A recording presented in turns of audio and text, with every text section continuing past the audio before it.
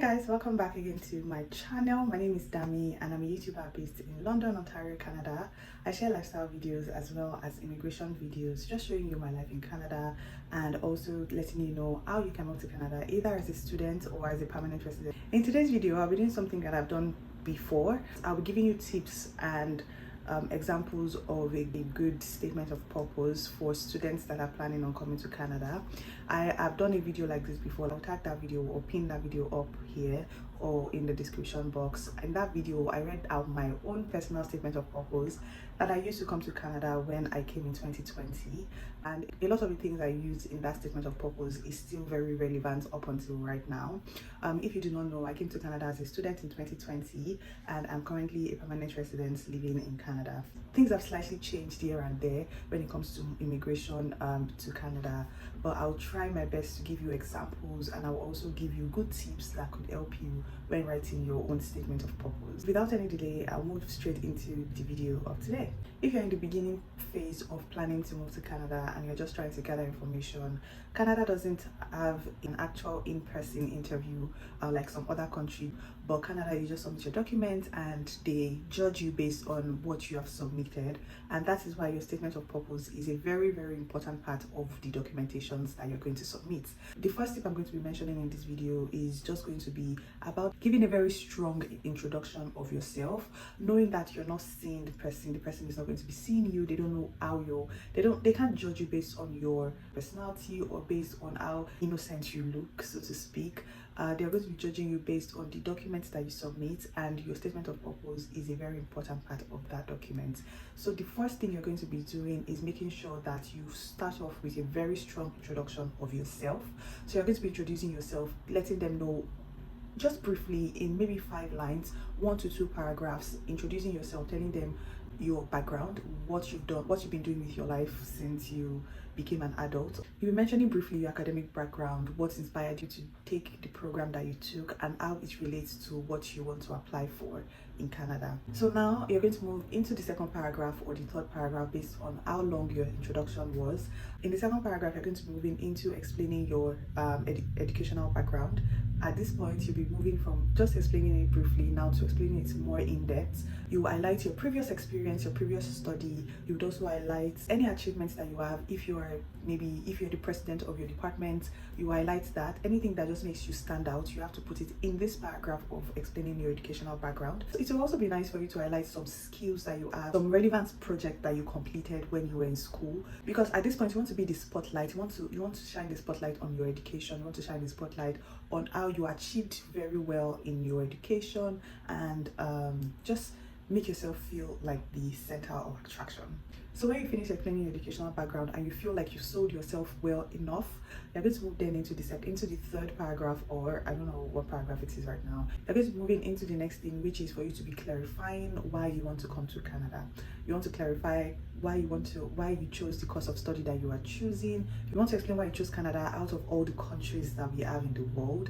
You want to explain why you chose the school that you chose out of all the schools that are present in Canada. You also want to explain how you were able to choose the course you chose. So you would relate it to, if it's a course that is related to what you studied before, you would then again relate that course and let it shine the spotlight again and say, yeah, because you succeeded in your first degree and you got a job or whatever it is. If it's because you got a job and you just feel like you want to advance your career in that field, you have to explain it in this paragraph. You have to let them know why you decided to choose that course and why it is relevant to what you've done previously. Keep in mind, you have to show the relevance of your course or of the course that you are choosing to study to what you've done in your previous life or since you became an adult. So if it's for you to relate it back to your education that you had previously, or you want to relate it to your work experience, you have to make sure that you're relating it properly, because you don't want to leave any room for guessing. In my opinion, I would believe that if the visa officer is already guessing and trying to assume things in their head because of how vague your statement of purpose is, that is already a -1 or -5 or minus whatever, because you want to make it as clear and precise as possible. If you're relating why you want to come to Canada to your course of study, make sure you go back again to that second paragraph where you're explaining your educational background and linking it to how you succeeded in that first program that you did, and you just thought that you want to like advance yourself and even be better in that field. If the course is not relevant to what you studied previously and you want to relate it to your work experience, you have to also do that well and explain it properly so that they're not just guessing and assuming things. After you've done that, you want to now explain why the school you chose is the best school for that program. So you've explained why you want to come to Canada, you've explained why the course is relevant to what you've done previously, and now you want to jump into explaining why out of all the schools in Canada, that one is the one that you picked, that one is the one that stood out to you. Why is that course relevant? Why is that institution relevant to you? You have to now explain. If somebody told you about the school, you have to say how you researched the school and how you were able to come about that school, and why you think that after you're done your program, that school would be the best. Now they are getting a better understanding of who you are and what you want to do with your life. Now you're not going to go back and explain what you're going to be doing once you're done with that program, what you aim on achieving with that program. So you're going to be going a bit deeper into what your career goals are. You have to be explaining what some of your career aspirations are. You want to tell them, oh, once you're done with your program, you are aiming to be this, you're aiming to be that, you're aiming to get a job in this field, you're aiming to get a job in that field, or you are aiming to start up a company, or you're aiming to, like, just any goals that you have, any goals that you think that program that you want to study would help you achieve. Now you're going to be highlighting it at this point. And once you're done that, you're going to move into the final part of things, which is explaining to them that you have the finances that is required for you to do this program. This is a very important part. I know you're still going to be attaching your financial statements, you're going to be attaching those information, but it is important for you to also show proof of it in your statement of purpose. You have to let them know that if your parents are sponsoring you, they've always sponsored your education. They are also a big part of your career progression. They are your best cheerleaders. Or if you're sponsoring yourself, you're just going to explain that as well. Let them know that you're sponsoring yourself and you have the funds available to go through this program. Finally, something that a lot of people fail to do is to prove that they'll be returning back to their country when they're done their program. So once you're done your program, even if you know that your aim is to remain in Canada, your aim is to find a new life in Canada, you don't want to put that in your statement of purpose. The visa officer they don't need to know that. What you need to do is to prove to them that once you're done your school, you're not going to be a liability to Canada. You're going to be leaving Canada back to your country, your home country, to use this program or this degree that you've newly acquired to be a better person in your country, or for the betterment of your country, or for your life, or for the betterment of your family, or whatever you want to explain it as. So you have to explain very well. You have to let them understand that you're going back to your country and you don't intend to remain in Canada. These people know that you're going to remain in Canada. These people know that your plan or your intention is to remain in Canada, but they don't need to know. They don't want to know. They don't want to know that you're going to come to Canada and eventually maybe be a burden to the country. So you have to explain to them that I do not have the intention of being a burden to the country. I do not have the intention of remaining in the country. So once you're done that, you want to make sure that you're proofreading. This is a very important part that people ignore. You are proofreading your statement of purpose. If you can, send it to people that you think have a better understanding of how to put things together, or people that you think have also done this in the past. If you find anybody that is currently in Canada, that came to Canada as a student, or anybody that is that you think just would help you. It's very important for you to rub minds with people, let them help you restructure it if needed. And speaking about restructuring, thankfully right now there are so many AI tools that you can use to do these things. There's so many AI tools that you can just type how to write a statement of purpose. Give me an example of a good statement of purpose for blah blah blah program in Canada. Trust me, they're going to generate it for you. You just need, all you need to do is just to tailor your experiences to suit what you've gotten from the AI generator. life has become easy. Trust me, life is so easy right now. I remember when I wrote my own statement of purpose, it took me maybe 2 to 3 weeks to actually put everything together. It took me about 2 to 3 weeks, if I remember, to put everything together, to put my thoughts together, to send it to people to help me read, and then come back again to rewrite it. It took me a long time. But AI tools right now, it will help you. It will help you. It will just help you make things faster. But getting your things from AI doesn't stop the fact that you have to now go back and tailor that thing to suit what you need, and also still proofreading to make sure that you're not just generating nonsense. You don't want to just generate nonsense from AI.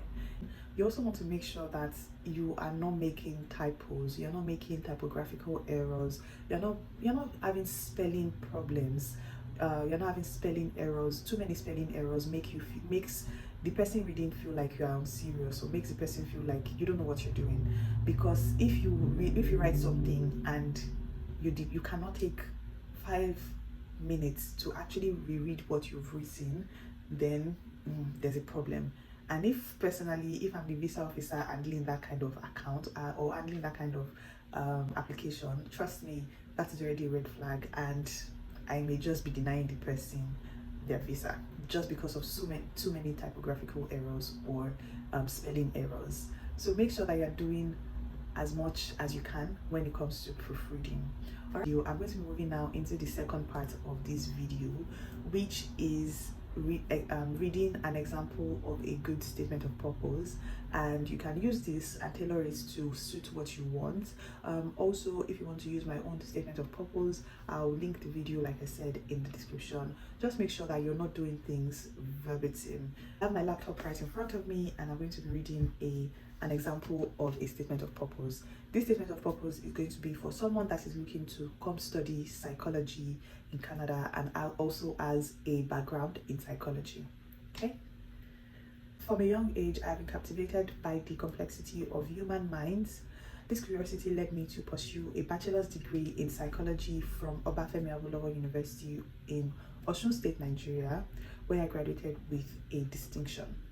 My undergraduate journey was marked with an insatiable desire to understand mental processes and behavior, a passion that has only intensified over the years. I am now eager to expand my knowledge by pursuing a master's degree in clinical psychology at the University of Alberta in Canada.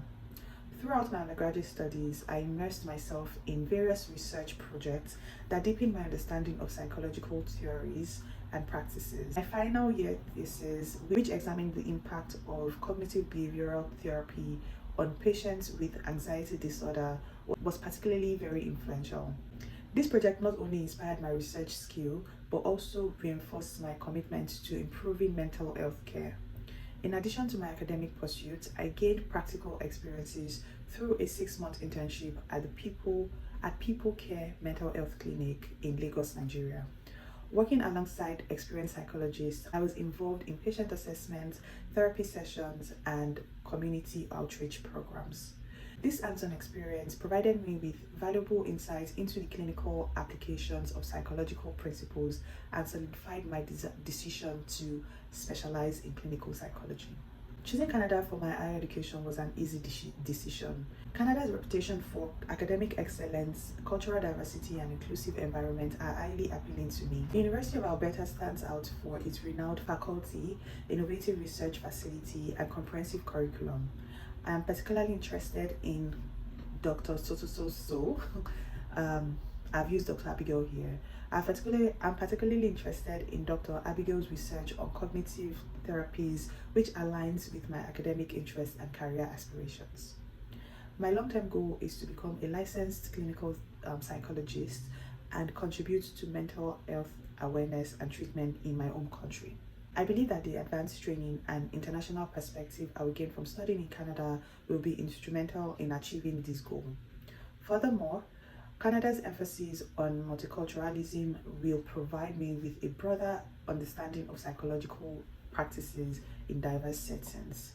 In addition to my academic and professional background, my resilience, empathy, and dedication makes me a strong candidate for this program. I have consistently demonstrated these qualities in both my academic endeavors and my volunteering work at local mental health organizations. I recently also started a mental health organization of my own where I help care for people that cannot afford to get therapy sessions in my community. In conclusion, I am confident that my master's program in clinical psychology at the University of Alberta will provide me with the knowledge and skills necessary to advance my career and contribute to my field of mental health. I am excited for the opportunity to learn from distinguished faculty and collaborate with peers from around the world. My parents will be sponsoring my education as they have always done. They are my number one cheerleader and they always push me to even aim for better. I've attached all necessary documentation, which includes my parents' financial statements, also my financial statements, and some proof of landed property that are owned by my father in Nigeria. If you require further information, please feel free to contact me and I'll be glad to provide you with all the necessary information required. Thank you so much for considering my application. Sincerely. I think this is a good example of a very good statement of purpose, very precise, it's very straight to the point, no beating around the bush, everything is what it should be. And if you are not aware, I actually got this statement of purpose from ChatGPT. That just shows you how AI has helped to make life easy and make life better. All what I just typed into the AI tool was make a statement of purpose for studying clinical psychology in Canada, and it brought it out for me, and I went on to tailor it to suit what I wanted it to look like, and that is just everything. So if you feel like you're struggling, you can also put your thoughts, you can put the things that you have written down into an AI tool and just tell it to further develop those things for you or further develop the statement of purpose for you, and it's just going to do that for you. So I hope you guys have gotten a thing or two from this video, and thank you so much for watching. If you're yet to subscribe, please subscribe to my channel right now and let me know what kind of videos you would like to see. All right, bye guys.